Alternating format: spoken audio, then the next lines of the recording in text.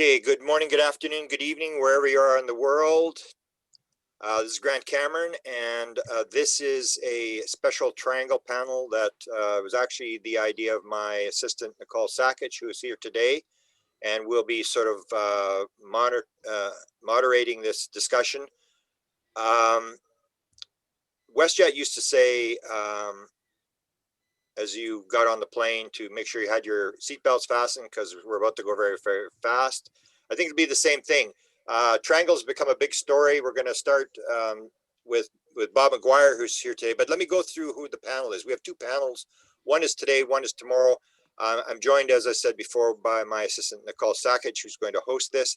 And I'm also joined by my other assistant, who's sort of the producer, who is in the background and is producing this and running it, Desta, and she's busy monitoring the beaches of Florida. So we want to keep this down to hour and a half or 2 hours so she can go and do her monitoring of the beaches. I'm also joined by Bob McGuire, who's Science Bob, has a background in science, intelligence, university background, and he's here with us today. And Colin Saunders is here, a UK witness who has an incredible story and a model that he's built.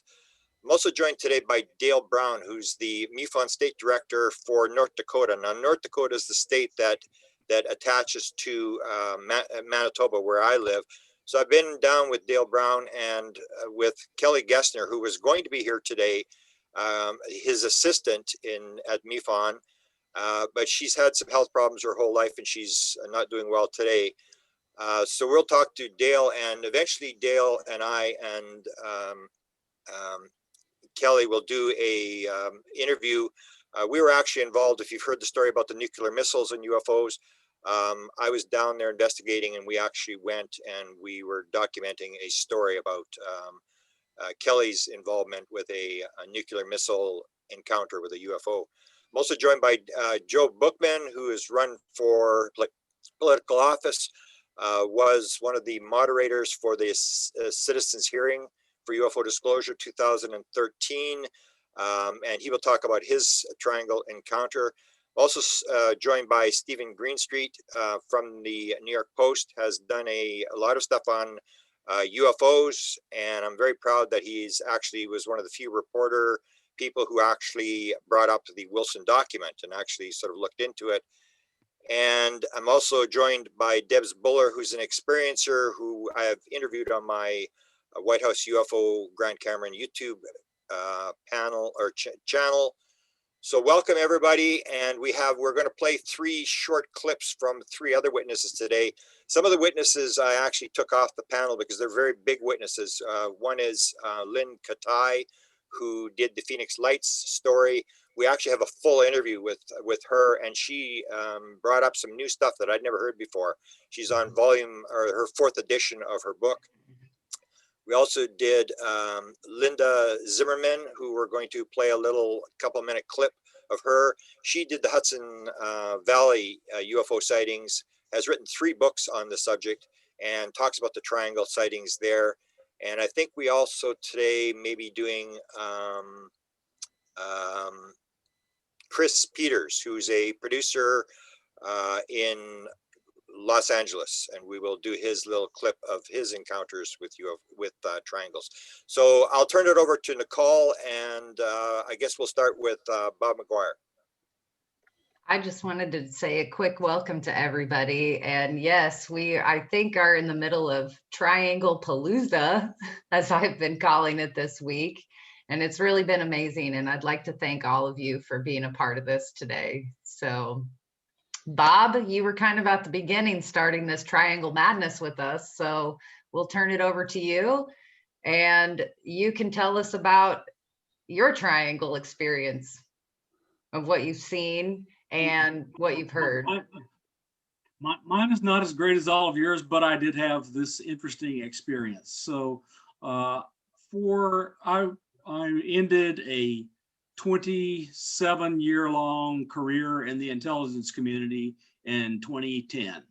And then I joined Virginia Tech as the chief scientist, the director of research, and then chief scientist for the Hume Center for National Security and Technology, where we try to get students to be doing science, technology, engineering, and math, and consider a job working for DOD or USIC. So that went on until May of 2011, and I retired. That means I retired from that job, and I read out of all my security clearances. I no longer hold an active security clearance. And I retired to the state of Alabama, where I bought property and live in a house. And I started 2 companies. One is called Hawkeye 360, which is overhead surveillance of the Earth using radio technology to do geolocation of radio transmitters. The other company is a 5G cellular telephone equipment producer called Federated Wireless, which is concentrating right now on using new bands for cellular telephone and wireless communications done in a different way than's ever been done before. So anyway, I'm able to retire, and I'm happy to retire and happy to get out of the rat race. Okay, so about 3 years ago, when all the hoopla began to leak out, then actually come out with the New York Times article, I began saying, there's something to this. I'm interested. So I looked around and I found Richard Dolan, joined as a member, joined his forum, eventually became the administrator and moderator of the Richard Dolan Forum. And he interviewed Chris Bledsoe, and I wrote Chris Bledsoe an email and said, look, I'm a scientist. I'm attached to Virginia Tech. It's easy to check me out. You can find me on LinkedIn or Google or whatever, and you can see who I am. And I'd like to come visit. I'd just like to talk to you about the stuff because I'm a scientist and I'm curious. It took him 2.5 weeks to respond to my email. So I had by then pretty much given up, and he responded, yes. We picked a date. I went to visit. We interacted with him for 3 days while it was cloudy and rainy, but I learned a lot of stuff. Wow, did I learn a lot. In addition to what the stuff about Chris I learned why he let me in the door. He let me in the door because Jim Semivan told him to. So it was just kind of an interesting deal. Jim and I have been in the intelligence community. So it's a smaller world than most people think it is. Okay, so Chris and I went outside and observed, and we had experiences. The experiences were interesting. They're nothing like I'd ever seen before or recall seeing before. And then we concluded our visit. I agreed to consider helping him with some stuff, and I went home. I was followed home and had even weirder experiences at home. So let's not go into that. So anyway, during this last year before I retired, I was shown a photograph. And my initial interpretation of this photograph, which was the Wizzo or backseater in an F-18, had taken a picture out of the canopy over the shoulder of the pilot, and you could see an object in the distance. And I looked at the object and zoomed in a little bit in the place where I could see it, and it looked to me like a triangle in which I could see no lights. Now that everybody has this photo and they get to spend lots and lots and lots of time with it that I didn't have at the time, it's triangular-ish, but it's really a different thing than by basically anybody's ever seen in a UFO book. It's just really weird. I did some calculations based on information I've been given, and I knew it was interesting. It's not any of the things people have said it is. So anyway, it's just one of those things. I got on a panel with Nicole and Grant. I began talking about it, and all hell broke loose on Twitter. Given my background, it was feared by many that I was talking about a different incident that I will never be able to talk about. Right. And just let's say that I spent time on a submarine. People have seen my picture riding on the sail of a submarine, and that was the USS Hampton. And nothing about what I did there, saw there, or heard there will I ever be able to talk about. Why is this picture out? because the Wizzo took it with his cell camera. It was not taken by any of the surveillance equipment on the airplane. And from the beginning, I felt like and interpreted the picture as unclassified because it shows nothing of the dashboard. Does it show the heads-up display? Does it show any of the equipment on board? It was not taken with any classified or secure equipment on board. It's just a cell phone camera, and it was really interesting. So I didn't mind talking about it because I just figured it was unclassified. And after I was shown it, I asked others about it. And I was told that it was all over the United States government. It was everywhere. Position papers were being written. An assessment of what it was being written. Deciding whether or not it was from an adversary or could it be extraterrestrial, whatever. All of that was under consideration. And I was told that. And like everybody else with a security clearance, I basically kept my mouth shut till I saw this stuff is coming out. And that picture is unclassified.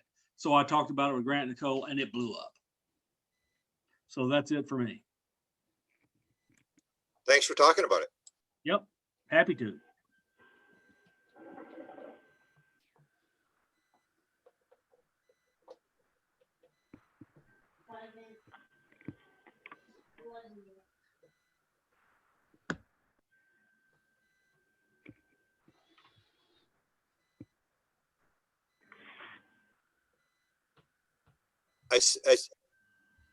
Go ahead, Nicole.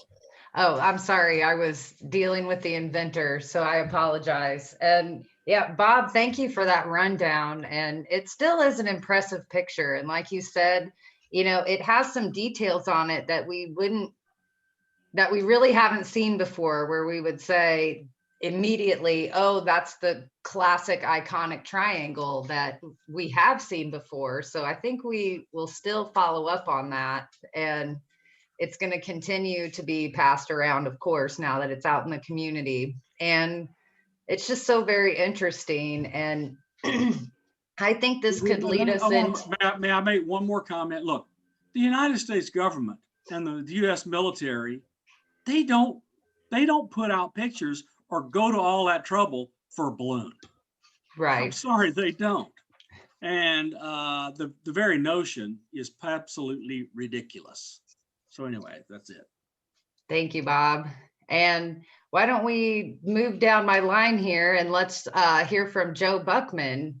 When we sent out this triangle craft APB, you dropped in that you have seen one, and what took me by surprise is that it was either over Area 51 or in the area. So take it away, Joe. Thanks. It's not much of a sighting, but it's worth sharing about. Maybe it'll trigger some memories for Bob or open up other things he can talk about, because I sure am interested in what people can't talk about, right? As the whole planet should be.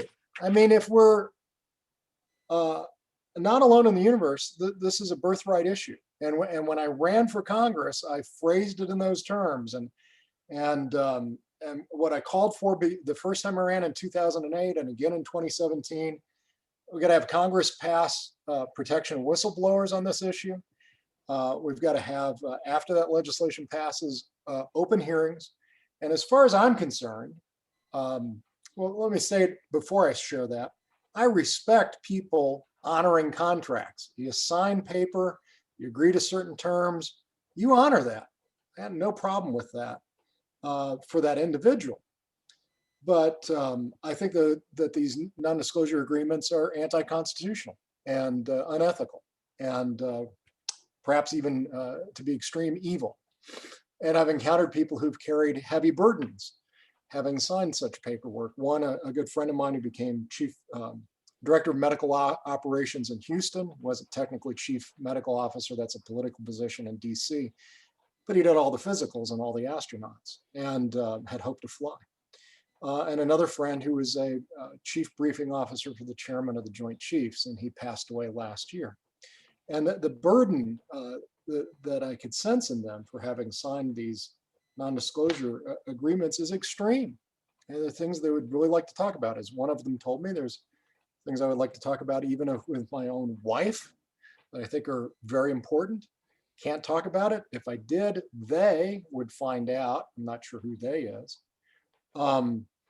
And I go to a place worse than Leavenworth and lose the pension and the healthcare benefits and retirement, and so would she. And so I'm not going to do it, and don't ask me again. I got that. So it would take at least an act of Congress. I hope Congress would have the power to do that and free people up to talk about what I think is truly a birthright issue, evidence that we're not alone in the universe.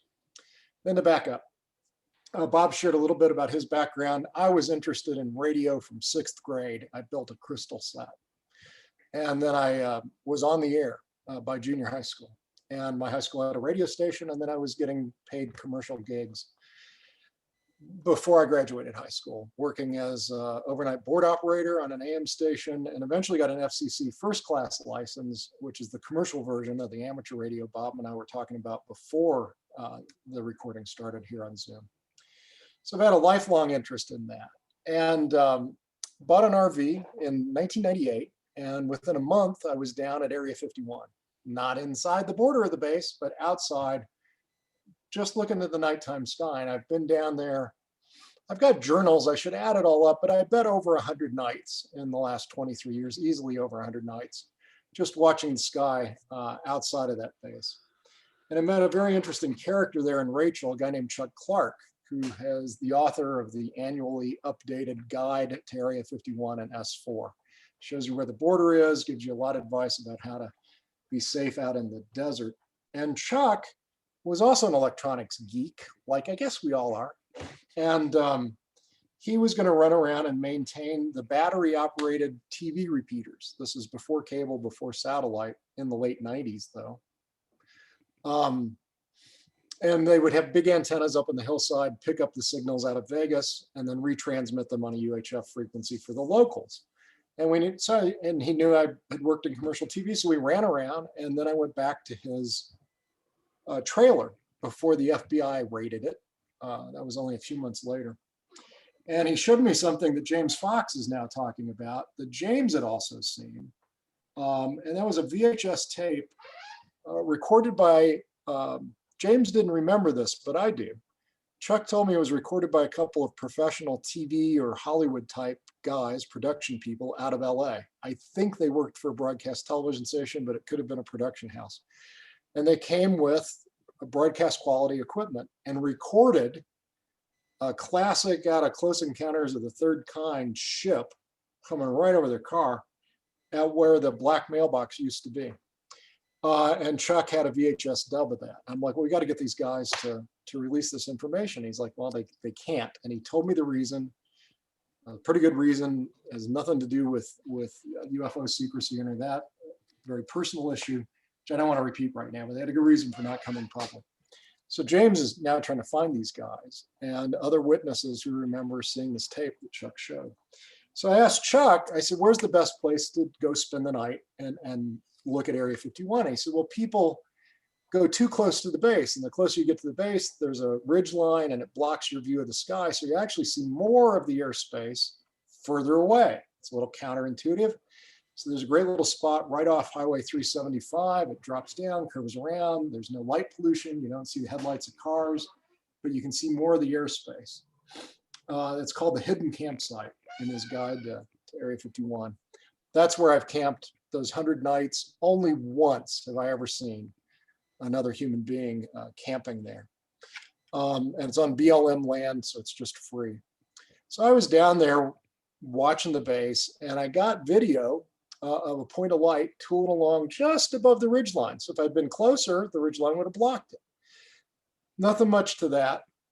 Showed him the video the next morning, and he said, well, you recorded something flying over S4, the most restricted airspace on Earth. But before that, before I went back to town, the next morning I was up early, and I'm looking at the sky over the base, and I see this cloud moving the opposite direction of all the other clouds. And I'm like, that's really odd, just a little white puffball. So I had a spotting scope mounted to a mount that you put on your window of your car. So that it clamps to the window, roll the window halfway down, clamps to the window, you can look out, and it's a nice stable platform for the spotting scope. Look through the spotting scope, and here's this little cloud just booking along. look with my own eyes, can't really see anything, look through the spotting scope, and it banked. And as it banked, there were 3 perfectly spaced, very bright white lights in the shape of a triangle. And I went, wow, that's flying over Area 51. It's a triangle craft. It's not black, it looks like a cloud. And then it went below the ridgeline before there was any hope of grabbing a camera or getting a photo. So that's my one triangular sighting. The other thing I want to share is I've also spent time with Chris Bledsoe, as Bob shared earlier. Chris invited me to his home. I was in DC on my way to the 2018 Libertarian convention that's held in the off years to elect LNC members and platform and bylaws and all that, not a presidential nominating convention. So I was driving near Chris's home and spent a night there with him, also just watching the sky and going to all the places where he had various encounters. I'd actually met Chris earlier that year at the Society for Scientific Exploration convention in Vegas, where Hal Puthoff gave that incredible talk about metamaterials and how much of metamaterials is classified. And I got the audio of that, transcribed it, and Steve Bassett put it out on his website, but I was the guy who was there. And a little bit surreptitiously got the audio tech guy to give me the recording and then quickly transcribed it the next day. And Chris was there, and I got introduced to Chris by John Alexander, of all people. But that's enough of the highlights of the story. That's my one triangular sighting. Wow. All those sentences could go for another hour, each one, if you want to hear more about it, but I'll stop talking now. Well, Joe, we're planning a full-length interview with you sometime soon. I've been bugging you for a few months, but you know, you've been out running around in the desert having fun, so we'll Yeah, catch and I you didn't even sometime. mention the Utah monolith. We'll save that one for another time too. Oh, wow. And yep, we'll get these all on tape for posterity. But now I would like to turn it over to Stephen Greenstreet of the New York Post. And we all love him because he supports our community so well. And, you know, mainstream media, we always talk about mainstream media's being involved in our community more and more. And I think Stephen Greenstreet is one of those people who is paving the way. He has definitely opened the door and laying the bricks so more people can come through and follow. So thank you, Stephen. And please share with us your triangle story. Sure. Thanks for having me, obviously. It's a pretty cool crowd. Okay, so just really quick before I get into the triangle story, I'm a investigative journalist. I'm a documentary filmmaker, and 99% of all of what I just said has nothing to do with UFOs. It's not until recently I was approached at the Post, and they said, hey, what do you think about doing a video series on UFOs? Do you think you could come up with something? I was like, yeah, I'm pretty sure I can. And so that's what the basement office is. But I haven't, like a lot of folks here may have, I haven't spent like years or my life diving into UFOs. I still consider myself a semi-skeptic. I at least approach the subject from a skeptical, try to be objective viewpoint. So I don't consider myself kind of on the inner circle. I'm more like outside looking in and observing everything. But let me jump back to 2003. So in 2003, I was living in and working in Provo, Utah. And on this particular night in November of 2003, I was outside of a sound stage. And if you, are you guys familiar with sound stages? It's when you're making a movie, it's like that big airport hangar looking thing, and they build sets and stuff inside and they film. I was a lowly production assistant, essentially a coffee getter on this set. And my job at that particular time was to stand outside this door, an entrance into the sound stage, and outside the door was a red light.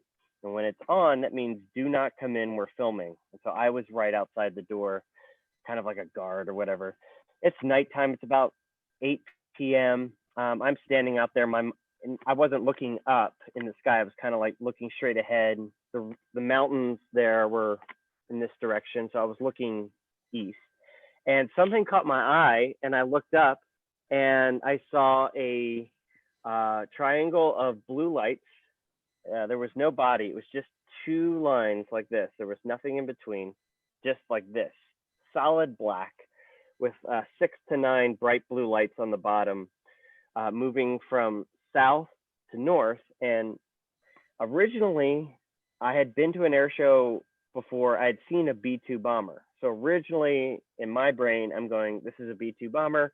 Hill Air Force Base is down south. You know, this is a B-2 bomber.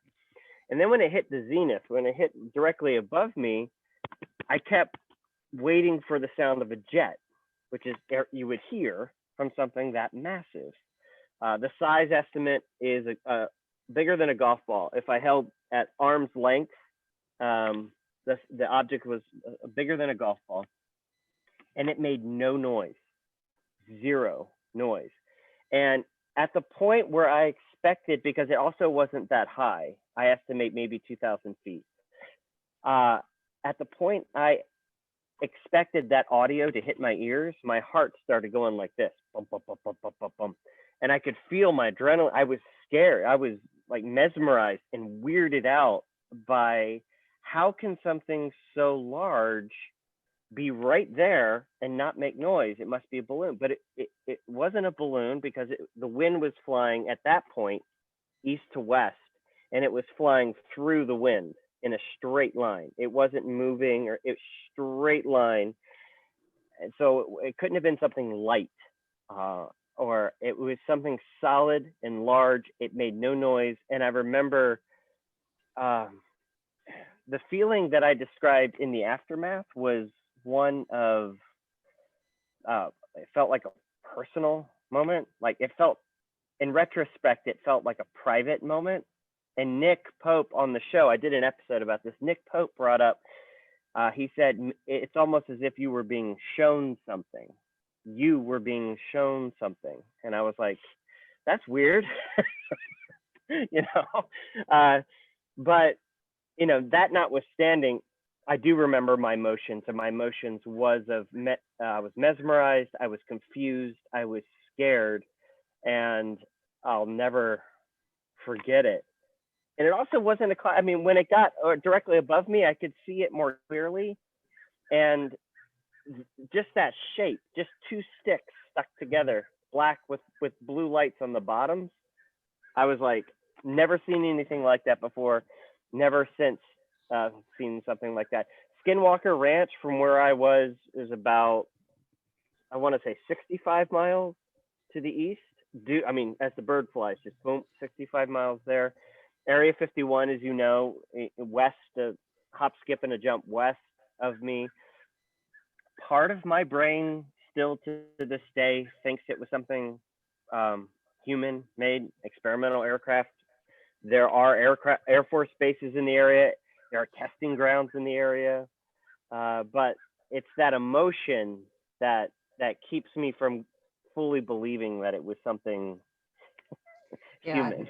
No, and that kind of emotion is described all the time, no matter what kind of craft sighting. And I know what you mean about it not being this typical standard 3-sided triangle. And I think sometimes we refer to these as boomerangs or even chevrons. So they're all kind of in the same category for me. But what time of day was this? This was about, this was November, and it was around 8 or 8:30 at night. Mm-hmm. Yeah, so, and it was dark out. There were low flying clouds. You know, those low ceiling clouds that move really fast in the wind. I could see the stars. It wasn't like full cloud coverage, individual clouds moving. And I could see the stars through the clouds. Those clouds were maybe 2,000-3,000 feet up, and this object was below the clouds. Yeah. So I didn't view it through the clouds. I saw it under the clouds. Wow. So I saw it pretty clear when it got over me. And I remember the red light that I was guarding, it went off, and that snapped me out of it. And I went back inside where the whole film crew is. You know, they're resetting and they're doing audio and makeup. And I'm like, guys, I think I just saw a UFO. And everyone, the whole film set was like, what? I was like, no, seriously, I think I just saw a UFO. And everyone just kind of dismissed it because, you know, they hadn't seen it. They were in their own world or whatever. And I kind of semi compartmentalized the sighting itself really until, and I told some close friends about it, but really until Nick and I had that sit down and we discussed it, and Nick was able to like bring out of me more kind of like emotional analysis of it. Wow. Yeah. Were you aware of the Phoenix Light story or UFOs at that time? Because you've interviewed Lynn Katai. So what did I have. when you interviewed Lynn, did it ring a bell with you when she started talking about what they were seeing there? Okay, so in 2003, at the point of my sighting, no, I wasn't familiar with the Phoenix Lights. I wasn't familiar with Lynn. I wasn't familiar with much of any, I mean, beyond watching the X-Files when I was a kid. I mean, I wasn't really deep into UFOs. I wasn't really familiar. Yes, the Phoenix Lights, some of the lights out of the light structures, at least in Illinois. I actually saw some footage of out of Brazil. I think it was last year, night footage of a triangle where it wasn't a delta shape. It looked like this. That I was like, oh wow, like okay, so I wasn't the only one to see something like this. I'm not. I didn't have some unique experience. Like this seems to be a common craft that has been seen. Did that make you feel better once you found similarities? I found comfort in it after I started finding similars to my first one. Sure. I mean, it validates your sighting a little bit. While at the same time, if you are someone like me who wants to be open to the fact that it could be a human-made craft, then it also could lead credence to that it, more people are seeing this craft in the sky. But again, at the end of the day, physics working the way physics and math works, it should have made noise. There is absolutely no way something that large, that sturdy, could fly against the wind and not fall out of the sky without making enough noise, at least with the technology we are familiar with to this date. Absolutely. Wow. That's a good summary of a sight. And it's an impressive first sighting, I would say, as well. And they do stick with you. And I want to go ahead and jump to Colin Saunders. He's coming with us, or he's coming to join us from the UK this afternoon. And since we've talked about it already, I think we need to see his model. And so we can give a good reference to this. And Colin, are you still with us? I'm still here, yes. Turn it over to you. Right, okay. So to give you a quick bit of background, I've spent my whole life, my whole career as a draftsman, electrical draftsman. And I have actually worked in the aircraft industry. I've worked on the Airbus in Germany, and I worked for Saab Aerospace in Sweden for a couple of years. I've also worked in the oil industry for Chevron Petroleum, been on quite a few helicopters. So my aviation experience is quite vast, if you like. So 31st of March, 1999, at 9:50 p.m, there was 4 of us in the car. My wife was driving, I got my daughter and my mother-in-law. We'd been out for a meal out in the countryside. And on the way back, we turned onto what's called the Fosse Way. It's an old Roman road here in the UK. And hovering by the side of the road was some lights, some red lights with a bit of white mingled in. We drove towards these lights and we were all so excited by it. And we drove underneath. We knew it wasn't an airplane. We knew it wasn't a helicopter, and there were no noise and there was no other cars involved. And as we drove more or less underneath the lights, which I would now estimate at being just 100 feet away from us, the craft materialized. There was no solid craft there when we first arrived. All we could see was lights. So if you can see the model here, we came up to the back of the craft. We've got these lights there pointing towards the car. And like I say, at the time we stopped underneath it, there was no craft. And then as we looked at it, the sky started to ripple and the craft decloaked, just like Star Trek, just cloaked in front of our eyes. And once it did that, it maneuvered. The nose rose in the air like this, but it rose like a submarine underwater. The way it floated was so peculiar. And it was so low to the ground that it tilted from this rear end. up in the sky like this. If it had tilted from the middle, it would have struck the ground. It was that close to us. I could have hit it with a cricket ball. It was just incredible. Now, during the course of this, something peculiar happened, but only happened to myself.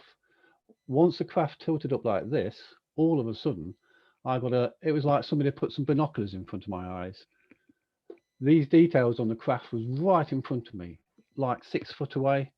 Then the nose, the big round nose, I could see that. I was so close to it, I could almost touch it. And then there was a side view where I could see this white central core, and the top and bottom rolled over like a hovercraft skin or like the edge of a pie. So there were 3 distinct views, but nothing in between. So I saw the top of the nose and I saw the side view, but I didn't see it roll. And like I say, it was like it was 6 foot away from me, like somebody had put a telescope in front of my eyes. We drove forward, a big hedge blocked our view, and I thought, if it's going to go, it's going to go now. My wife reversed into a gateway. We jumped out of the car, and sure enough, it had gone. But in the distance, there was this huge triangle of craft disappearing, the one that would be the size of a football pitch. It was absolutely enormous, and I assumed that this one had gone back to the mothership. So prior to this, I had no great interest in UFOs. I'd never researched anything. But obviously, after such a close encounter, you know straight away it was not from this world. And it was like meeting God. It was just so fantastic to see. Absolutely incredible. These lines were actually raised off the surface, interlocking like beams. The bottom was modelled on a sighting from Belgium back in, I think it was 1978, where somebody drew the underneath of a craft. Now you can see the same, this is the Belgium sighting. So you can see all these interlocking lines. I assumed that that would be the underneath of the top of the craft that we saw. We only ever saw the rear and the top of this craft. We never saw the underneath. So between the Belgium sighting and this sighting, I made this craft. Now, without the close views, I wouldn't have been able to construct such a detailed and perfect craft. Now, many years ago, I had the privilege of meeting Bud Hopkins. I met him here in the UK at the Leeds UFO conference. I met a lot of good people over the years there, Stanton Freeman being one of them, Dr. Roger Lear, I met him. But Bud Hopkins said to me that these images, the 3 close-up images, were placed in my mind by the aliens. And I was convinced, and I was telling Bob I thought it was an out-of-body experience. So I could not understand why they would want to place images in my mind when I was so close to the craft. So for 20 years, I was thinking it was an out-of-body experience. Then out of the blue, I received this email from America, from a guy who'd seen one of my presentations. And he said, just like you, I had 3 images placed in my mind from a close encounter with a triangle. Now, he's never got in touch with MUFON or anybody like that. He's kept it quiet. I think I'm the only person he spoke to about this. And since then, I've also met another guy in New Zealand who's had the same close viewing of a triangle. So that's 3 of us now have had these close viewings. And it dawned on me when I got that email from America that it was telepathy. They'd always talk, you listen to abductions and people who have been taken, they always talk about telepathy. Now, in my naivety, I always thought telepathy would be a voice in your head and you would return that like a conversation without opening your lips. But you do hear people talking about images being placed in the minds, and an image, a picture will paint 1,000 words. So I then figured that Bud Hopkins all those years ago was probably telling me the truth. And I find that it took a while to sort of come to terms with that. So basically, I'm telling you, I believe I've had telepathy with an alien that was on board the craft. Although it's true to say, as I was saying earlier on, if you see the dark grey liquid in between these beams, that looked like a lake of liquid mercury. It was moving up and down the surface of the craft, whereas the silver beams on top were interlocking and they were solid. They were not moving. So I have my own theory about that as well. I believe my theory would be the liquid could be something like liquid nitrogen. So we've got minus 273 degree Kelvin. These beams on the surface go down into the liquid and become super cooled top and bottom. So we've then got superconductivity and we've got quantum levitation. And I think that is why you don't hear any energy, you don't hear any noise. And there's also, when we jumped out of the car, there was no smell of any aviation fuel. Nothing had been burned. But we knew that already, because we knew from the actual encounter that this craft was not from this world. It was from somewhere else. Now, prior to the UFO sighting, I had no paranormal experiences at all. Since then, I've had quite a few, to be honest. I won't go into details of them on here. But after I had some of these strange experiences, it is obviously connected to the close encounter with the UFO. And it was at that point I decided that this had to be dimensional rather than extraterrestrial. If this was coming from another planet and interacting with people, once it left, you would not expect to have any more experiences. But because I believe this was dimensional, and it's played with my head a little bit with some of the images, it has left some sort of residue behind and left me open to seeing and experiencing other paranormal things on this earth, which I've come to the conclusion are always here, but we just don't get to see them until you somehow get to see them, like I've had my mind probed a little bit by the aliens. I'm glad it was my mind, but that's basically the story of the encounter with the triangle, and I will never forget it. It's been the most amazing thing in my life. I think about it every day for the last 20 years, 21 years. Every day I think about this, and I research it all the time. I talk to people, and the amount of people I've met in the UK who have had triangular experiences with large craft, local people, it's just incredible. It's incredible. It never gets into the mainstream media, but they're here. I know they're here. So that's basically our story. Amazing. Thank you for listening.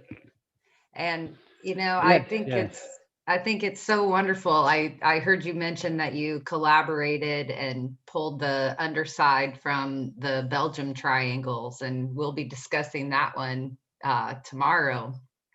And how long did it take you to work on this model? I know it becomes an obsession, and you mentioned that it's kind of taken over your life a little bit, but yes, initially I made paper models that I drew in CorelDRAW and printed those out. Then I made my first, interestingly enough, I made my first wooden model, and I printed off the drawings from CorelDRAW and glued them onto this model I made. And strangely enough, I had a break in my van that I use for my business, and a cassette player was stolen from the dashboard. But also, I found out later my model was taken. I never did see that model again, and I know it was in the car. And when I took my car to my friend to have it fixed, because they'd broken into it through the door panel, he said it had been done professionally. So I got a sneaky feeling somebody come and took that first wooden model away. So then I made a second wooden model, and I bought some lights and switches and put those into it. And then a good friend of mine was getting into 3D printing. Initially made some small triangles for me, and I sold a few of those on eBay. All the profits going to my friend John, because the payment I wanted was this large model. So once we sold a few of the smaller models, he then made this large model for me. And it took quite a while to get this right, and to get the surface correct, to make it look like liquid. That was quite an achievement by the guy who did the paint spraying. So I've been working on these sort of things for 22 years now, and you know, I just can't let it go. it's amazing. Another long interview we did with the Triangle Craft witness was Melinda Leslie, and she actually shared her story of being taken on board a triangle. And before we went live, you showed us the inside of your model, and as I was looking at that, I was recalling Melinda describing the inside of her craft, and it's just amazing. So if you would, could you show us the inside as well? The craft, and if we take the lid off it, hopefully you can see the insides there. The battery packs we've put in. And lights. We've got a dry joint, unfortunately. I've realised tonight on one of these lights. That's better. The centre light should be on as well. wow. I need to solder that. Who did you collaborate with to get an inside perspective? Right, it's not really an inside perspective of the triangle that we saw. It's just what we've manufactured to get the lights to come on. But it's a good friend of mine called John Mills. He makes a lot of medical components. He uses 3D printing for that reason. We've been good friends for a long time, and I'm always going on about these triangles. And one day he just said to me, I'd like to make you a 3D printed model. And that's where it started. We made the first small ones. Then he made a saucer, and then also we've made a tubular cigar-shaped UFO as well. These are all selling on eBay, and I don't make a single penny. In fact, on some of them I actually lose money by the time eBay take off the commission and PayPal and all the rest of it. But for me, it's more of a case of getting the word out there. I don't know why I feel so possessed about doing this, but I do. Right. I just can't let it go. It's just been such an amazing experience. So And really, 100 feet, I mean, I don't know anybody really who's been closer unless they've been on board. So you have the same as I had with my Triangle 76 and Stephen Greenstreet talking about this personal encounter. It wasn't just a sighting. There was a connection between you and the object, right? Absolutely, yes, yeah. There's also a part of me wonders whether the craft itself may have some sort of intelligence. I don't know why I say that, but it looked to be organic when it moved in front of us, but you could clearly see it had been manufactured. But Wow. yes, it did feel like after all these years, it feels like it's been very personal, especially as there was 4 of us. Now, the other 3, my wife, my daughter, and my mother-in-law, have not gone on to have other experiences. It's only been me that's had these other experiences. And I figured now, after all these years, that would be because of the images that were placed, the telepathy between myself and the occupants of the craft or the craft itself. But yes, it was certainly a very personal experience, and it has changed me a lot. You hear that often too, with multiple witnesses.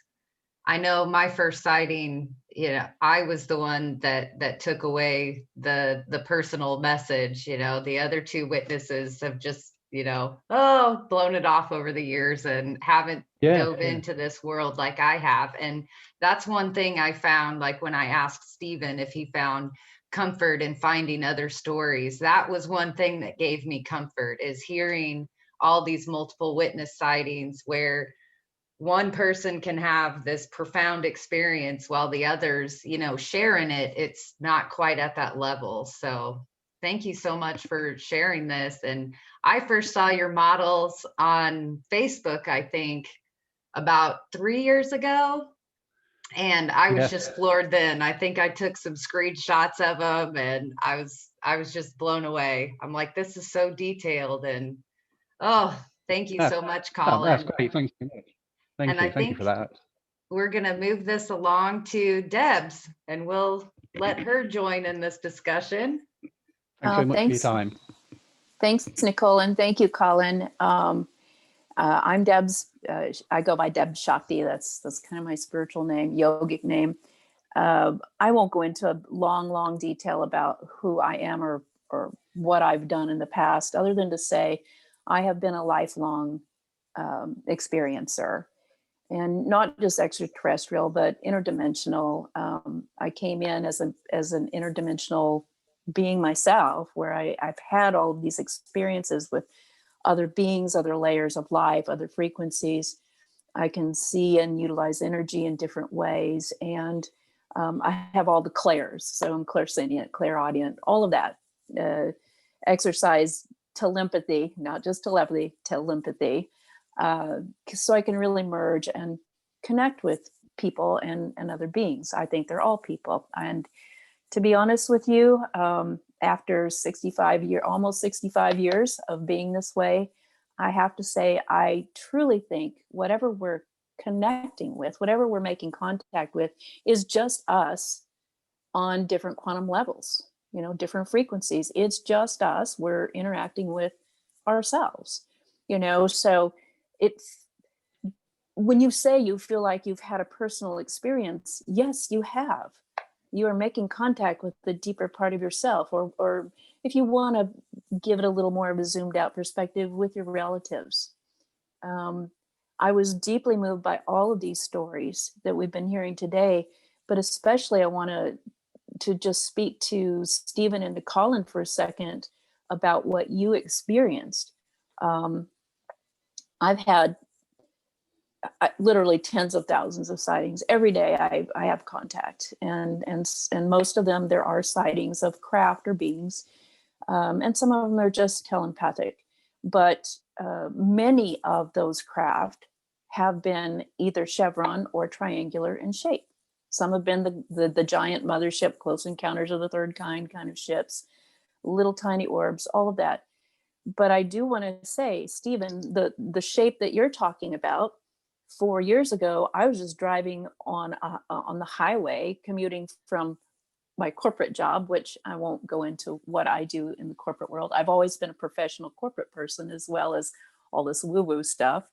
But I was just driving in rush hour traffic. It was dusk, and suddenly something caught my eye on the left side, and I just turned for a second to look, and on almost at the western horizon, there was a huge chevron shape. It didn't have the blue lights, Stephen, like yours did. It was gold. They were gold, brilliant. And, you know, to see the size of this, I would say it was probably the size of you know, maybe a cereal box held at arm's length, but it was on the horizon. So that tells me it was probably hundreds of miles large. That was this gigantic thing. And it was keeping pace with my car. And if I slowed down, it would slow down. If I would speed up, it would speed up. And I was so enthralled, despite having all these sightings on my life. I'm like, this thing is communicating with me. I looked around, no one else is noticing it. Not all the thousands of cars on the highway. And it felt like it was just communicating with me. It was consciousness, as well as obviously some sort of physical or mechanical looking kind of thing. But it was almost like it was just keeping pace with me to say, hey, we're stopping in to say hello, and we know you're bored, and we're just looking at your mind as you're doing this, you know, what you consider an everyday routine thing. And then it immediately became very small and disappeared, which tells me it just shot off, you know. So that was one. And I just wanted to validate your sighting, Stephen, because that's what that chevron looked like, only it had blue lights.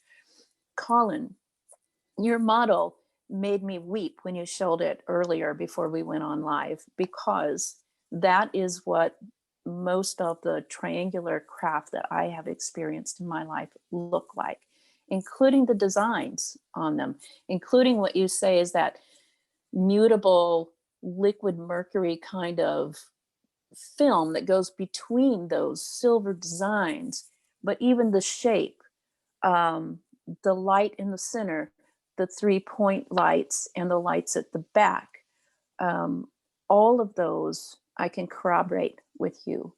So the one main story that I'd love to give, because I could talk for 6 months and not tell you all of them, but the one that I think is most encouraging or even unique is that I've been a lifelong runner too, and I was running along the lake where I live, and it was early morning about 4 years ago.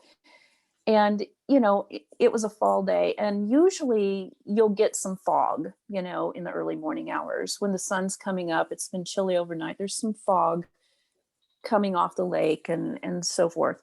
And that's always been kind of fun to run in. So I'm running, and suddenly I get hit. It almost felt like I was hit with a warm, it was cold out. I felt like I got hit with a warm blast of air, but it felt physical right in my chest. And it kind of took my breath away, and I stopped and turned and faced the lake because I was running, you know, alongside it in this thick fog, which had become thicker and thicker and thicker. And suddenly I see a very bright red light just above the surface of the water. Now, this lake is a small lake, so it's maybe at the deepest 30 feet deep, maybe. It's just a neighborhood lake. But I see this huge red light, and immediately I knew I was having contact because I perceived consciousness. It feels to me like we merged, like we're linking. And so I stopped, I said, thank you, hello, whatever, you know, in my mind. And from that red light, there came out of the lake with no sound, no water displacement, no splashing, this gigantic, bigger than a football stadium, triangular craft. and it hovered about 6 feet above the water. And it was just at eye level with what I consider the nose of your model, Colin. There was a red light there, and it was just, but it wasn't a light fixture. It was like an organic liquid light source, and it was just beaming right at me, and it was just staying there, and I felt a connection. And then suddenly I could see that it was a triangular shape going out from my perspective, from the nose going back to the two sides, to the other points. And alongside that, just as on your model, there was like a kind of a white or bluish white seam. And that was also that liquid light. And it began to kind of was pulsing from one end of that kind of chevron shape, from one end of the nose to the other, to the back, like this. And it felt to me like I was being scanned, but not intrusively. It felt like how a new, forgive me for saying this, but this is what it felt like, how a new lover would just make eye contact and try to just drink me all in. And so I just stayed there and I said, is there anything I can do for you? What, how are you? Who are you? And I just got a flood of images. And the images were so beautiful. And I have no words for them, but I think one of you, I can't remember which one of you said it now because it struck me, but it is like meeting the mind of God. It's like meeting the divine. And I felt so beautiful. And I want to say I hear music, but I don't. From these beings, I feel music. It's like, what do they call it? Synesthesia. It's like I can taste the music inside my body. Okay, so anyway, so I'm having this experience, but the whole time my scientific part of my brain is saying, okay, now here's something interesting. This thing is way too big to have been hidden under the water in this little lake. So that's number one, that's impossible. Number two, something that big, because it was about 20 feet tall in height and about as big as a football stadium wide. Something that large, even if the lake was deep enough, would have enough mass, if it were physical, to displace the water where the lake was, the water level had risen, but it hadn't. There was no water displacement. And as it rose, and it rose very slowly out of the lake from my first sighting, there was not a splash. There was no displacement of water, no displacement of air. There was no, other than that initial whomp in the chest with the warm feeling, there was no temperature change, no smell difference, nothing, no sound. So that just told me, this is another one. This is so wonderful. Thank you so much. And as I said, thank you that last time, it again, just like the other thing that I described, it just kind of compressed down in size and shot off like a shooting star, was gone. And at the same instant, there was no fog. It was the air was completely cleared of fog, and it was a sunny day. So that's a really incredible sighting I wanted to share. And I will say that I have been aboard hundreds, if not thousands of times. And what I will say is that most of the time that I've been what I would call being aboard a craft,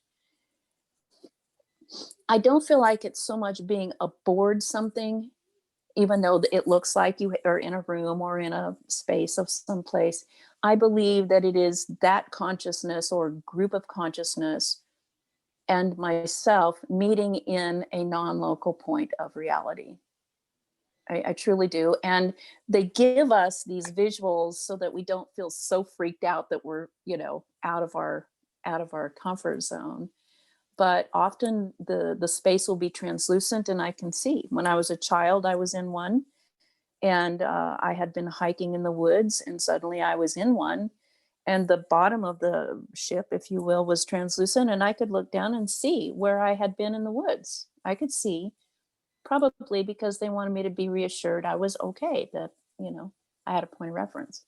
But most of the time, it's just this space that is filled with a palpable sense of love and acceptance and connection. And, you know, I've seen instrumentation and things like that in some of them, but for the most part, I believe it is a space within ourselves that they take us so that we can have this very deep connection and merge. So I guess that's all I wanted to say for this one. I don't want to take up too much time, but I could talk for the rest of my life and not get it all out. But thank you so much for the opportunity, Nicole. That was so beautiful, Debs. And, you know, I'll say it. I think women have this special way of being able to put these experiences into words. And I got goosebumps several times while you were talking. And so just thank you so much for sharing. And that empath side of you comes through so very well. So I appreciate that. And thanks so much. before we move on to Dale Brown, I know Stephen has to get out of here and he's got another appointment. So I just wanted to thank him for coming on the panel today and sharing his experience. And I wanted to give him the opportunity to say bye to everybody. So Stephen, we know you're a busy guy. Yeah, I just wanted to say thank you for, having me on here. And like, I heard some stories today for the first time. So it was awesome to like hear everyone share their experiences. And I want a model of that triangle for Christmas. And that is an awesome model. And like, I just want to say as I said before, semi-skeptic, thanks for allowing me to kind of like go a little deep today, like, cause I followed you guys today and it was a cool experience. So thanks again. Steve, Our pleasure. Steve, can you make a comment on the latest breaking story now that you're in the major media? What's your reaction to this latest story coming out of the government? Yeah. Okay. Well, first of all, having worked, interviewed, talked with Tim McMillan a lot over the last, a year or two, like I feel very confident in his ability to kind of like get into a story and it's legitimate. Like I like his journalism and he's a hard worker.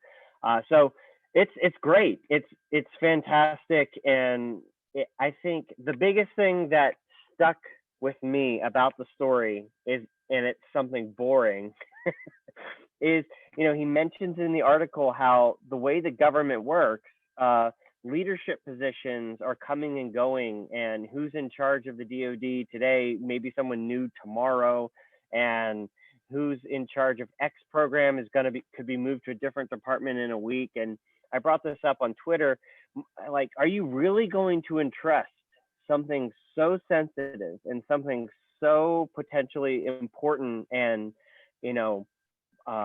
as UFOs, as, is it aliens? Like, are you really going to entrust that to someone who might not be here tomorrow?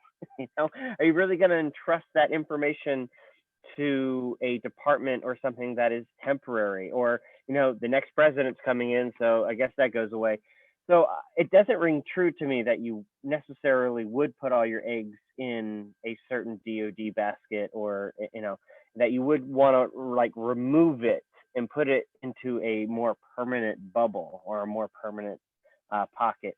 And then the second thing, my reaction to the story that broke this week is I simply do not buy at all this ongoing, we don't know, we're trying to get to the bottom of it. If we could just find out. I don't buy it, man. Like, the most powerful military on planet Earth is not going to tolerate unknown objects infiltrating sensitive airspace, infiltrating, naval ship and Air Force pilots and nuclear power plants and airports, and just go, oh, wonder what that was. Let's get to the bottom of it. Like, no, there is, as Nick Pope says, there exists a best current assessment of what these are. It exists. There exists a best current assessment at the very least And I'm curious as to what that best current assessment is. So those are my takeaways from this week. We always hear the excuse of the public's not ready or they can't handle certain aspects. You working for who you work with and interacting with the public, do you think the public's ready? Or do you think they can handle it? Yeah, I think so.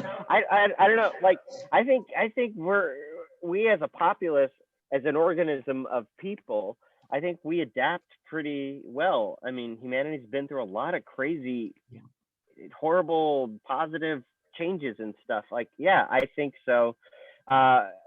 Honestly, and then another thing is I have to be able to give the benefit of the doubt to, maybe it's true that they don't know. You know, maybe it's true that like the military and the DoD and all these people, they simply don't know.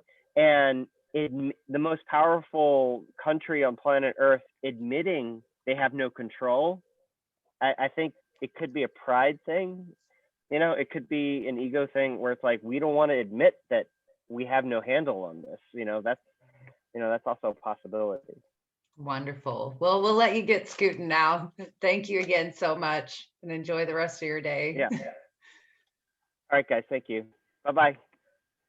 Bye. Yeah, I'm going to bow out as well now. So thanks for letting me come on and talk about my experience. Oh, Colin, thank you so much. And I know everybody is going to be asking, where can they get these triangles? So if you email me, I'll be able to sort one out for you, no problem. Perfect. There you go. Publish the 3D printing instructions. Yes, Bob, get in on that. And we do have one more guest. I have a comment on Sydney's thing before you get too far away from it. The Pentagon and the agencies around it, the leadership is political appointees and military people who are going through 3-year rotations.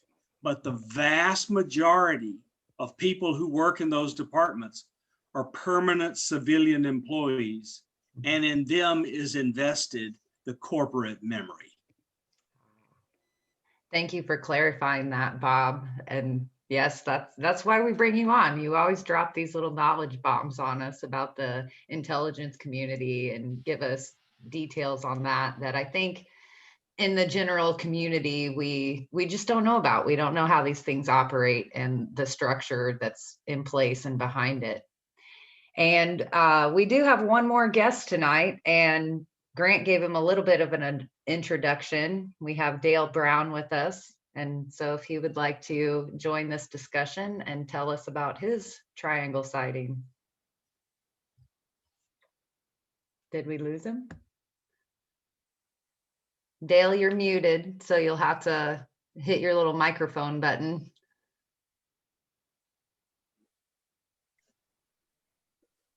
Here he is. All right, I should be unmuted. Sorry about that. I'm new to the whole program here in the sense of Zoom meetings and such.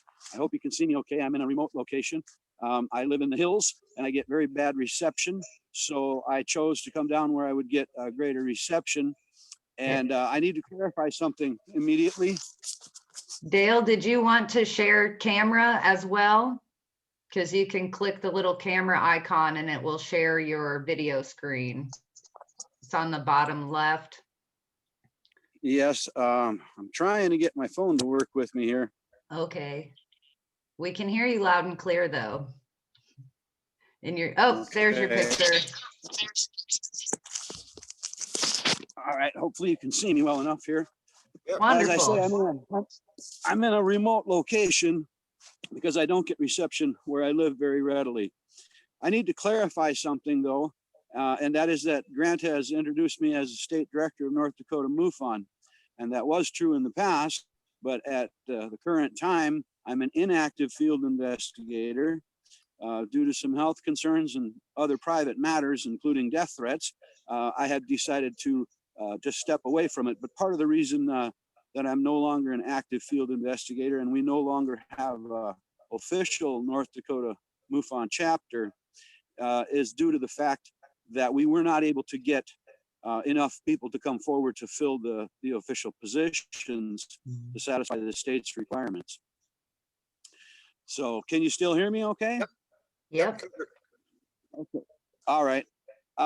So I just wanted to jump right into one of my sightings that is involving the triangle. I actually have a low battery, so if I disappear, it's because I've been waiting my turn. But anyway, you know, I've been involved with MUFON for many, many years. I had my first sighting in 1976. I had mentioned some other sightings on the thread line that was started by Grant in reference to starting this conversation. Having said that, I've been around a lot of investigations into the UFO phenomenon, and I had heard many of the stories of triangle UFOs before I had seen my own, and I'd just like to jump right into that experience. I was moving personal belongings out of part of my parents' property after they had passed away, and I had my car running in the evening. It was a fall evening, late July or early August, and it was just getting dark enough that I pulled the car up to the garage there, and I was transferring items from one building and outbuilding to my car to take back with me to my home. And I noticed a bright light in the distance in the northeast sky in the region of Cassiopeia. And this light just caught my eye, and I continued to make treks back and forth from the car to the shed, and I kept glancing up there and noticing this object. And it just kept getting brighter and brighter and a little lower. And it just started getting too bright that I knew this was a moving object, first of all, and it was something that was getting closer. I could sense that immediately. It was getting closer. So I continued to kind of keep my eye on it. And it was initially a single light in the distance, looked like a small plane. And as it came closer, it got brighter to the point where I thought I could distinguish several lights. And then the object appeared to have more lights, and I got a little confused as far as, you know, the coloring and everything. The colors on the lights as well started to show up. And I thought maybe this was a larger airplane. And I thought, what is it doing here? Because it's not part of a normal flyway pattern for the local air traffic. But as I was continuing to move these objects into my car, I would glance back up there, and I started getting concerned that this might be a plane was actually going to land in a field adjacent to the farm. Wow. And so I really started paying attention, and I started getting a little worried. And the light pattern made no sense as far as an airplane. It was obviously not an actual airplane. As it got closer, it got more and more lights started to show through. And eventually I was really concerned that something may be landing out here near me. So I went to the car, and I actually grabbed the pistol that I had in the car.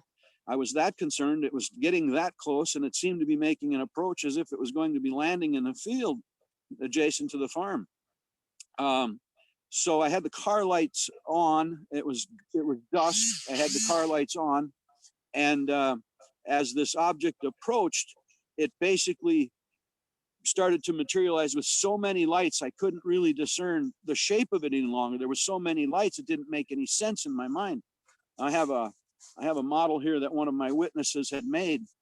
And as this object approached, this would have been a white light, if you will, coming from the center. And there are other lights on board this thing. I don't know if it even still works. I could try to turn it on. But he positioned lights in the corners on this model. But when this object turned, I could then see the back of it. And what happened was it kind of came in, and it turned, and it made an angular, directional change. And when it did that, I could see the back of the craft, and it had flashing lights across the back. They literally went in a row like you'd run your fingers down a piano. Da-da-da-da-da-da, da-da-da-da-da-da.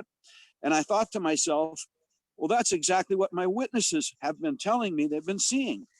And I was terrified. I was literally terrified. This scared me greatly. And I got into the car, and I thought, well, maybe I should try to record it. And I grabbed my phone and I stepped back out of the car with my phone and turned my phone on. And I was going to step out in front of the car to get a better view, as there was a small tree right in front of me that would have obscured some of it as it was moving away from me. So I was just terrified that if I stepped in front of the vehicle, I would break the headlights beam and they would notice me, if you will. That there was no question in my mind that this was not something that was intelligently controlled. But even in spite of the fact that it was turning and going away from me, mentally I had to tell myself, it's going away, it's going away, and calm myself in that fashion. It was actually a very terrifying experience. So I had the camera and I got back in the car and I turned the camera towards it. And of course it was already moving off at a distance, but this came down and it turned and it went flat level, silent. It was only maybe 1,000 feet away from me. And it was huge. This was a very, very large craft. And it flew towards the south, basically towards the capital city, as if following somewhat of the river as it heads down towards the capital city of Bismarck. I immediately, I waited a little while to calm myself even further and let it get away, let it go, if you will. And then I proceeded to drive out of the farmyard. And I immediately called Rich Hoffman, who had kind of become a mentor to me through MUFON. And I told him about that experience right away. And I just believe that I was able to witness this coming into our airspace from great altitude and make a maneuver, turn and fly flat and level. And that wasn't the closest experience I'd had. I've had several other experiences, but I wanted to tell you about that experience because in my mind, that was absolutely, without question, a machine. And it came from a great distance and it maneuvered in the airspace silently, and it was huge. And as I said, it struck me right immediately that what I saw when it turned, when I was able to see the back of the craft, that was what my witnesses had been reporting. And I was actually a little dumbfounded that I was now experiencing the same thing that some of my witnesses had described. Wonderful. So that being said, I've been a believer in many of my witnesses to these events, the Triangle events, as well as others, particularly, of course, because I experienced orbs, if you will, firsthand. I've had many experiences and I submitted many cases to MUFON, many videotapes through the system to MUFON, and I still have videotapes that have yet to be analyzed and some that have gotten lost within the system. And of course, I would love to have them back. But that notwithstanding, I've been a benefactor for MUFON and was a Region 4 Star Team leader. And many of these sightings that I hear seem to be somewhat embellished. And the personal connection that a lot of people feel to these, I think, is just that, a personal feeling. But I think for the most part, we just happen to be at the right place at the right time. I think I lost my phone now. At least my my camera is probably malfunctioning because I'm low on battery, so I'll have to leave it at that. And thank you for having me on today. And I look forward to watching the rest of the podcast when I can. Well, thank you. But I can see that my phone is dying now. So if you can, thank you for having me. Dale, if you can get in, you're on the edge of the Minot missile field where all the nuclear weapons are. Can you maybe make a comment about sightings in the missile silo area? He died. Yep, I think he just went. Yeah, we went. We'll do an interview. I can try to get in tomorrow again. I'll try it from my home where I'll have a ability to plug in. Okay. All okay. Right. Thanks, Dale. Wow. Well, Grant, before you jump in with the slides that we have and the PowerPoint, I would just like to say, You know, last night I listened to James Fox and Jacques Vallée on Joe Rogan, and Vallée brought up several times in his own research that what he looks for is patterns, patterns and patterns. And I will say the pattern that has jumped out at me today after listening to all of you speak is that whether you looked at it as a profound experience or just a sighting, everyone here today kind of has this ability to reach hundreds, if not thousands of people. And just this sheer fact of you guys coming forward and sharing your stories and talking about this, you know, that's a message right there in itself. And I just think it's beautiful. And I think we have 2 or 3 people on these slides that Grant, you're going to show. So maybe what we'll do is we will just open it up for people to talk, because this Desta has actually got an interview, not an interview, but an engagement with the woman that I say may be the top psychic in the US right now. I won't say any more than that. Nudge, nudge, wink, wink. But she's got to leave right away. So what we will do is you and I will sit down. We will go through the slides on the PowerPoint with the witnesses that we've done full interviews with. We'll make that part 3. So let's just open it up. We got about 15 minutes because Desta has to leave at 3. I don't want to break this appointment that she has. And so we can open it up for people who want to comment. I just want to mention on the Dale comment that Dale and I and Kelly actually were in the area north of Bismarck, where the Minot missile field is. And there had been a lot, Dale had mentioned this, there had been a lot of sort of interaction, UFO stuff in there, and we actually went to a missile silo where Kelly had a sighting. So I just want to mention that, and let's open it up to people who want to make comments or say something final or whatever, and then we'll shut it down at 3 o'clock Central. Okay. Do you mean comments from other people on the panel? Who has anybody that questions wants to say some more or comment on what other people have talked about? All right. Does anybody want to go first? Does anybody have any questions? I mean, I think we did a nice summary, but I see Debs. She wants to talk. I'd like to just say a couple additional things, and that is that you know, this lifelong experience and so forth has. I was like, maybe Bob said this before we went live, but he said that he had been in craft too, where he had been trained early on as a child, and that he learned how to read and invent things and so forth. I know that that was my experience too, and I'm not going to go into it. However, what my training was more in was in how to use what they're giving to help other people understand and wake up and integrate what's happening, because it's happening to all of us. I do believe all of us is being visited, and we have been always, but most people don't remember it because maybe they're just not quite ready. They're not at that place in their development yet, or they're about to be, and they have all of these different experiences. So I do work with people on that. I have done that my whole life. Counsel people, I work with people, but some of the coolest things that I've seen in groups have been while I host a CE5 or heist group, have for years and years. And I serve on several international CE5 teams and heist teams.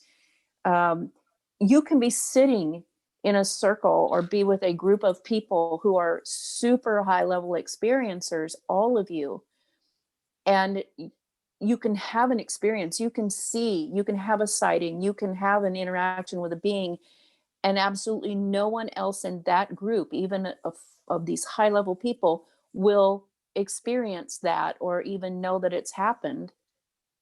And it will sometimes knock you off your horse and make you think, well, am I crazy? Is that, am I making this up? Am I embellishing? And I don't believe we are. What I believe is that each of us is vibrating in our own, special little frequency, and we are experiencing what is resonant in that frequency. And maybe the person next to you or the group you're with are, you know, you're very coherent, because that's what we strive for when we do this work in groups. However, you still have your own personal signature, and they may be interacting just with the person who is vibrating at that frequency. So for those of you who are watching this later or on YouTube Live or whatever, if you've had that kind of experience where you just kind of feel crazy, like nobody else around me is seeing this and I'm, you know, having this experience, am I crazy? You're not. You're just having a very personal experience, because they hone into your frequency or to a specific frequency. Now, when they want to make a, you know, a more grand exposition with several people or a group of people, they hone in and pull in on the general frequency of the group. But I just want to get that message out there, because so many people come to me and say, I don't believe that it's happening, but I don't know what's happening and I want an explanation. And I think that's the explanation. So I hope that helps anyone who's listening. So thanks for letting me have that forum. I know Grant and I have mentioned several times that this is often an inward journey to something that happens externally. And I think more and more witnesses, you know, come forth and describe that. And like you mentioned earlier, you know, these beings that you encounter, it is a form of your higher self. I've always been comfortable with describing it that way, as opposed to, as Harry Reid says, the little green men, you know, because it's never quite exact to what is in pop culture, I guess is one way to say it. So it's not. And yeah, and you know, what I can say, I think I had said that before we went live, is that I do believe that we are making contact with these beings, but they are other quantum iterations of ourself. They are our relatives. We are entangled, all of us. And I've been a lifelong channel. The main group I channel is, they say they don't have a name, but I asked for a name because people wanted a label, and they said, you can call us the Star Teachers or the Teachers. But literally every single time I channel them, they say, first and foremost, we are you, having already, you know, evolved to a little bit higher level, where we have escaped, we reached escape velocity and actually landed to another frequency where we don't have all this negativity and stuff holding us down. So we're far more creative and having a joyful life. We just want to let you know that you make it. And so every message comes with that under carrier of message, and I believe them. So thanks again. Beautiful. Maybe we can go through the people that were going to be on tape. So we've got, you and I did full length interviews with Lynn Katai, Linda Zimmerman from the Hudson Valley, Melinda Leslie. We did on her 3 top sightings for her 1,275 Sedona tours. And then we have Bashar, the famous channeler. We have an audio of him talking about the triangles that got him going. We got our friend Dave Scott from Spaced Out Radio. So we'll go through that. And then for tomorrow, for people that want to watch, we have Dave Marler, who did the book on triangles. We have you and Moranto. Yep. Sam Moranto, going to be talking about the Illinois sightings where you live. Yep. We have Bart Bateman, who's going to, he's the head of the Belgian group. He's going to talk about the Belgian sightings. We have Chase Williams, who's a very interesting guy that most people don't know, but you will know him after tomorrow. He's a friend of mine I've known for a couple of years. He stays in the background, but he's going to sort of come out and talk about his experience. And we have a military witness who may use his full name, may not. Terry Lovelace is a military witness that's going to be talking about his triangle sighting. And then we have, who else? We got Preston Dennett. And we have Joe Burks, who was one of the original CE5 people tomorrow. So that's our list. And you and I will do a third one with all the full length witnesses. So the big ones like Phoenix Lights, Hudson Valley, all those things were stories that were just too big to put on a panel So you and I have done full interviews on those people. Yep. And we already posted Linda Zimmerman's. That's up on my YouTube channel, Nicole Sackage. So everybody can go and kind of preview that one right now. And yeah, we'll revisit more of hers. So interesting. I thought it was funny, Grant, some of the comments with Linda Zimmerman, they're saying she's like a female Grant Cameron. Which was cracking me up. I just liked it. And I thought that a few times myself while I was listening to you two talk back and forth. It was wonderful. So yeah, she is an incredible, not just UFOs, but ghosts. And then when she gets into the science, the mistakes that science has made, and she wrote the book on, and she's a member of Mensa, and she's lectured. If you've seen the video, she did a Mensa lecture where there's 100 people couldn't get in the room when she started talking about science. She's an incredible. I really didn't know her that well until I did the interview. And she's done like 30 some books and is prolific in terms of what she knows, especially when it gets to the paranormal. Well, Preston Dennett might have her beat in the book department. We'll get his latest count tomorrow. But did anybody else want to jump in? Bob or Joe? Or Desta, you're in the background, but I know you're sometimes always interested. Yep, we have. I want to add that there's a ton of work going on right now in trying to do real science with consciousness. We already talked about Hoffman, but there's also McFadden and others who have posited a theory about how consciousness works as a field theory called CEMI, and it's an electromagnetic field theory. And it actually makes predictions which are testable by experiments. So I just think this field is about to blow wide open. And given Hoffman's work and McFadden's work, we know there's a lot to learn. Wow. Yeah. We'll dig into that as it comes up too. And thanks for sharing that, Bob. And Joe, you unmuted. So what do you have to say? Reading Richard Dolan's new book, Alien Agendas, his speculative analysis of what might be going on. And he mentions Pat Price, the remote viewer from SRI, who's related to the whole Robert Monroe Institute and this experience of remote perception, remote influencing, and find that all fascinating. Recommend Richard's book highly. The other thing I wanted to add is, looks like maybe COVID might disappear in the next 6-12 months or something. And I'm here in Alpine, Utah, just south of Salt Lake. Got 4 empty bedrooms right now. I would love y'all to come visit. We'll head out in the desert. We'll do a night watch and we'll talk all night from dusk to dawn, look at the planets in the sky. My wife and I just did that. And it's really interesting. About 2 months ago, I discovered a little place on BLM land I really like. I've spent about a dozen nights there.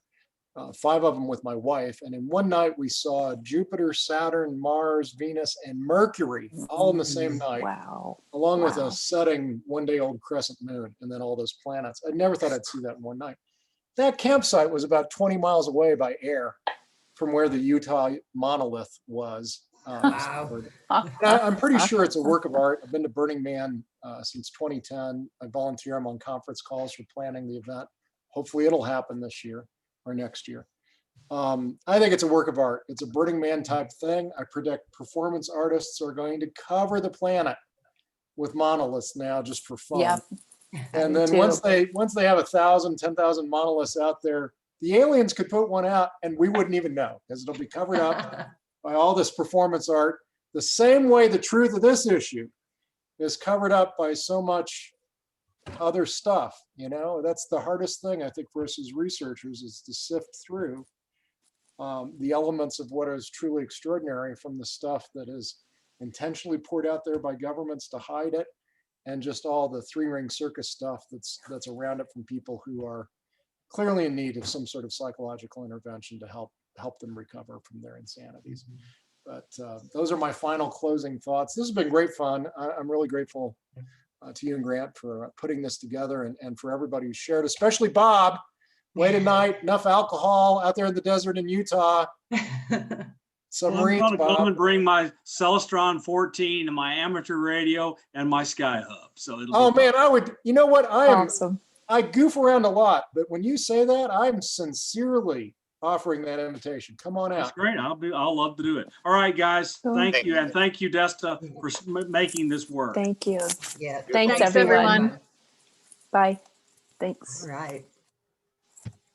This was so much fun.